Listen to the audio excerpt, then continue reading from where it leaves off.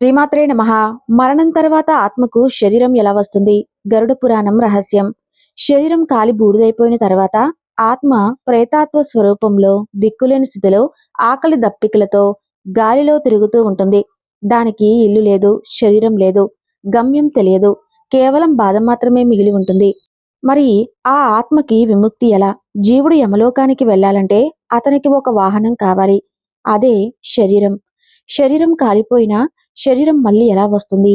ఇక్కడే మన సనాతన ధర్మంలోని కర్మకాండల గొప్పతనం బయటపడుతుంది. కొడుకులు లేదా వారసులు చేసే 10 రోజుల కర్మకాండలు కేవలం ఆచారాలు కాదు. అవి ఆత్మకు కొత్త అవయవాలను సృష్టించే ఒక అద్భుతమైన ప్రక్రియ. గరుడ పురాణం 3వ అధ్యాయంలో చనిపోయిన తర్వాత మొదటి 10 రోజులు ఏం జరుగుతుంది? మనం పెట్టే ఒక్కొక్క పిండం ఆత్మకు ఎలా ప్రాణం పోస్తుంది? ఒకవేళ పిండాలు పెట్టకపోతే ఆత్మ పిశాచాలులా ఎందుకు మారుతుంది అని అత్యంత ఆసక్తికరమైన విషయాలు తెలుసుకుందాం. చాలా మందికి ఒక సందేహం ఉంటుంది. మనం ఇక్కడ అన్నం ముద్దలు కాకికి పెడితే లేదా నీళ్లల్లో వదిలేస్తే ఎక్కడ ఉన్న ఆత్మలకు అవి ఎలా అందుతాయి అని. గరుడ పురాణంలో విష్ణుమూర్తి దీనికి ఒక చక్కని సమాధానం చెప్పారు.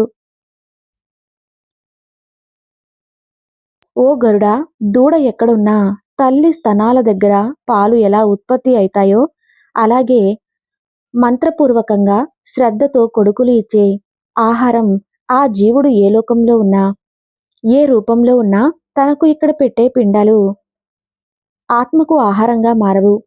అవి ఆత్మకు శరీరంగా మారుతాయి. భౌతిక శరీరం అగ్నిలో కాలిపోయింది. ఇప్పుడు ఆత్మ యమలోకానికి ప్రయాణించాలంటే, ఆ నరకయాతన అనుభవించాలంటే ఒక శరీరం కావాలి. దాన్ని యాతనా శరీరం అంటారు. మనం 10 రోజుల పాటు పెట్టే 10 పిండాలు ఆత్మకు 10 అవయవాలను తయారు చేస్తాయి. ఇది ఎలా జరుగుతుందో రోజువారీగా చూద్దాం. చనిపోయిన మొదటి రోజు వేసే పిండం వల్ల ఆ జీవుడికి శిరస్సు అంటే తలభాగం తయారవుతుంది. అప్పటి వరకు ఆకారంలో లేని ఆత్మకు ఒక గుర్తింపు వస్తుంది.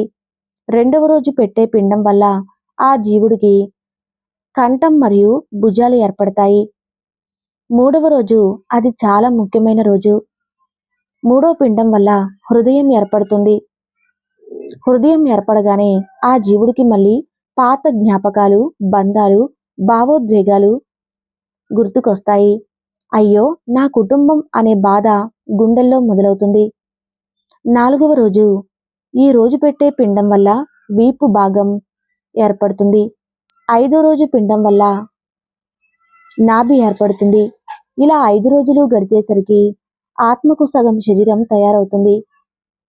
ఆ జీవుడు ఆకాశ మార్గంలో తన ఇంటి వైపు చూస్తూ, నా కొడుకు నాకు పిండం పెడుతున్నాడా, నాకు విముక్తి కల్పిస్తున్నాడని ఆతృతగా ఎదురు చూస్తూ ఉంటాడు. ఒకవేళ కొడుకులు సరిగ్గా చేయకపోతే ఆ ఆత్మ అసంపూర్ణ శరీరంతో ఆ జీవుడు పడే బాధ వర్ణాతీతం. ఇక మిగిలిన 5 రోజుల ప్రక్రియలు చూద్దాం. 6వ రోజు నడుము భాగం ఏర్పడుతుంది. 7వ రోజు తొడలు ఏర్పడతాయి. 8వ రోజు మోకాలు ఏర్పడతాయి. 9వ రోజు పాదాలు ఏర్పడతాయి. దీంతో 9 రోజులు ఆ జీవుడికి కాళ్ళతో సహా పూర్తి శరీరాకృతి వస్తుంది. కానీ ఇందులో ప్రాణశక్తి ఉండదు, కదలలేడు. 10వ రోజు ఇది అత్యంత కీలకమైన రోజు. 10వ రోజు పెట్టే పిండం వల్ల ఆ శరీరానికి ఆకలి దప్పికలు మరియు ఇంద్రియ శక్తులు వస్తాయి. ఎప్పుడైతే ఆకలి పుడుతుందో ఆ కొత్త శరీరం విపరీతంగా బాధపడటం మొదలవుతుంది. గరుడ పురాణం ప్రకారం ఈ శరీరం సుఖాన్ని అనుభవించడానికి కాదు, కేవలం యమలోక మార్గంలో శిక్షలను అనుభవించడానికి మాత్రమే సృష్టించబడింది. అందుకే దీనికి నొప్పులు తెలిసే శక్తి చాలా ఎక్కువగా ఉంటుంది. ఇక ఈ 10వ రోజు బంధువులు ప్రభుత బలి పెడతారు. కానీ ఆ జీవుడికి ఉన్న ఆకలి అది ఏమాత్రం సరిపోదు. అయినా సరే ఆ చిన్న ప్రభూత బలితోనే ఆ జీవుడు సిద్ధమవుతాడు. ఇక్కడ ప్రతి ఒక్కరూ తెలుసుకోవాల్సిన భయంకరమైన నిజం ఒకటి ఉంది. ఒకవేళ చనిపోయిన వారికి కొడుకులు లేకపోయినా లేదా ఉన్నా కూడా నమ్మకం లేకనో బద్ధకంతోనో ఈ 10 రోజుల కర్మను చేయకపోతే ఏం జరుగుతుంది? విష్ణువు స్పష్టంగా చెప్పారు. ఓ గరుడా, అట్టి వారికి పిండ ప్రదానం జరగదు. వారికి అతని శరీరం ఏర్పడదు. కానీ ఆత్మకు విపరీతమైన కోరికలు ఉంటాయి. శరీరం లేక కోరికలు తీరక ఆ జీవుడు పిశాచిగా మారుతాడు. అంటే గాలిలో తిరుగుతూ, ఎండకు ఎండుతూ, వానకు తడుస్తూ, ఆకలికి మలమూత్రాలను తింటూ యుగ యుగాలుగా పాటు భూమి మీదే ఉండిపోతారు.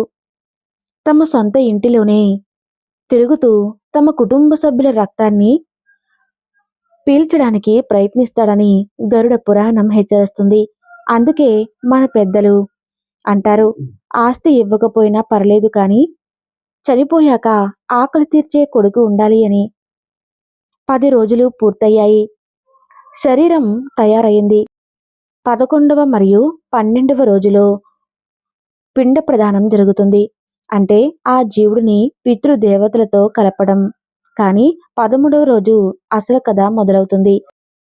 ఇప్పటి వరకు ఆత్మకు కాపలాగా ఉన్న యమదూతలు 13వ రోజున ఆ జీవుడిని బంధించి ఇక యమపురికి బయలుదేరాలి అని ఆజ్ఞాపిస్తారు.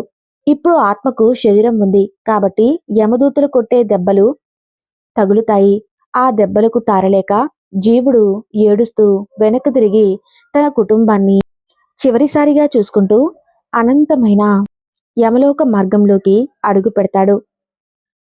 ఈ మార్గం ఎంత దూరం ఉంటుంది అంటే 86,000 ఆమడల దూరం.